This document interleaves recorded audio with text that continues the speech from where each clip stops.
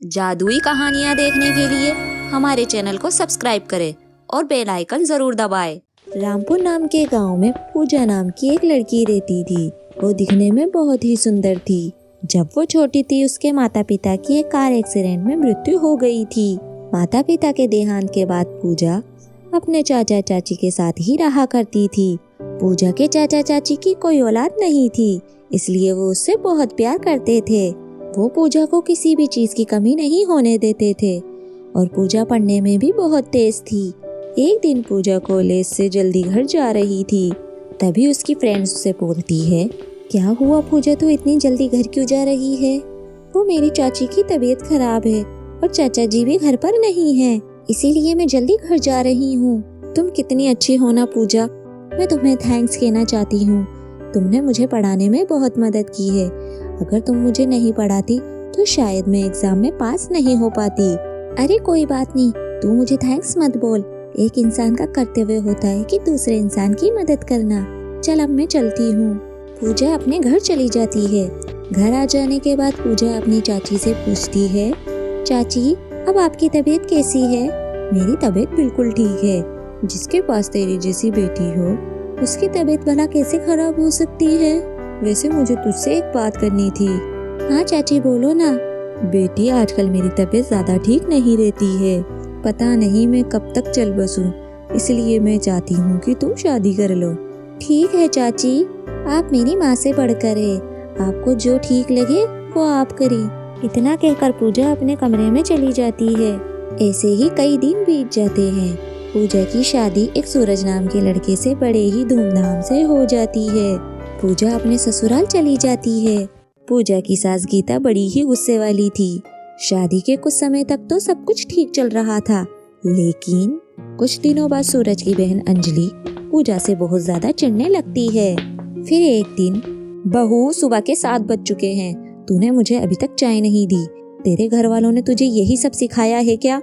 सास की बात सुनकर पूजा फटाफट चाय लेकर उनके पास जाती है। चाय पीने के बाद उसकी सास बोलती है, छी कितनी गंदी चाय है, तेरी चाची ने तुझे चाय बनाना भी नहीं सिखाया क्या? अपनी चाची के खिलाफ ये बातें सुनकर पूजा बहुत ज्यादा उदास हो जाती है। ऐसे ही समय बीत रहे थे और पूजा की सास उसे किसी न किसी बात पर हर रोज डांटती रहती है। फिर एक दिन पूजा की सास पूजा से कहती है, अरे बहू जरा इधर तो आना। हाँ माँ जी बोलिए। ये ले, ये मेरी बहुत महंगी साड़ी है, इसे इस्त्री करके ले आ। पूजा अपनी सास से वो साड़ी लेकर इस्त्री करने के लिए ले जाती है। पूजा जब इस्त्री कर रही थी तो गलती से उससे वो साड़ी जल जाती है। ये देख पूजा की सास और उसकी ननद वहाँ आ जाती है और पूजा पे चिल्लाने लगती है, अरे कलमुही ये क्या कर दिया तूने, इतनी महंगी साड़ी जला दी मेरी, तुझे कुछ करना आता भी है या नहीं?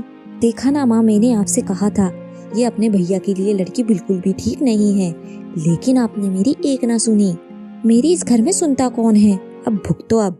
देख कलमुही, मैं तुझे 7 दिन देती हूँ, अगर 7 दिन में तूने ढंग से काम करना नहीं सीखा, मैं तुझे धक्के मार के घर से बाहर निकाल दूंगी और अपने बेटे की दूसरी शादी कर दूंगी। ये सुनकर पूजा को बहुत बुरा लगता है।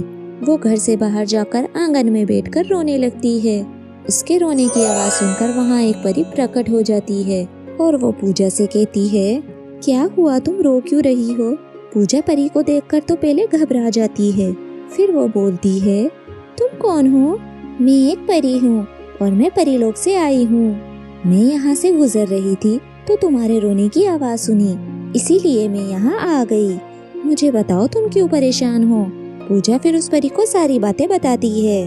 उसकी सारी बातें सुनकर परी उससे कहती है, तुम चिंता मत करो, मैं तुम्हें एक चीज देती हूँ, तुम उसका इस्तेमाल करना, फिर उसका कमाल देखना।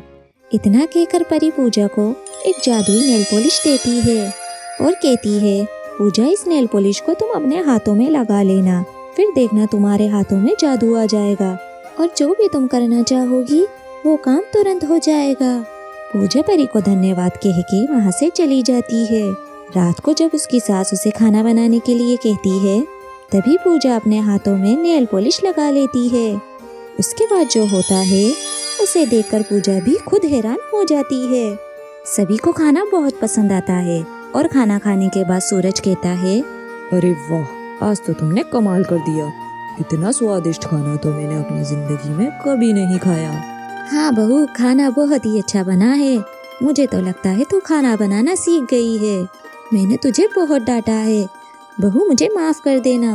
पूजा की तारीफ सुनकर वहाँ बैठी अंजलि अंदर ही अंदर जलने लगती है और मन ही मन सोचती है, आखिर इसने कौन सा जादू सीख लिया जो एक ही दिन में इसने इतना अच्छा खाना बना लिया।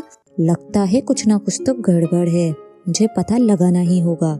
ऐसे ही कई दिन बीत जाते हैं और पूजा की सास पूजा को पसंद करने लगी थी।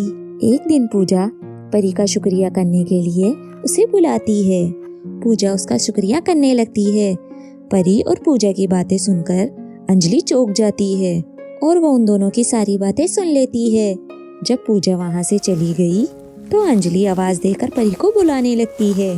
परी जैसे ही प्रकट हुई, अंजलि ने परी से कहा, परी जी, मुझे भी जादुई नेल पॉलिश चाहिए। मैं उन्हीं लोगों की मदद करती हूँ जो सच्चे और मन के साफ होते हैं, और तुम तो बहुत ही ज्यादा घमंडी लड़की हो, इसलिए मैं तुम्हारी कोई भी मदद नहीं कर सकती।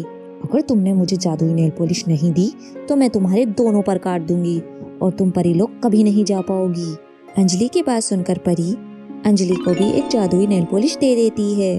अंजलि जादुई नेल पॉलिश देखकर खुश हो जाती है और उसे लेकर अपने घर चली जाती है।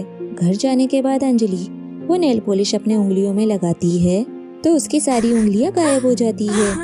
ये देख अंजलि बहुत जोर जोर से रोने लगती है। अंजलि की आवाज सुनकर सभी लोग वहाँ पर आ जाते हैं। अरे अंजलि, ये क्या हो गया? तेरी उंगलियां कहाँ गई?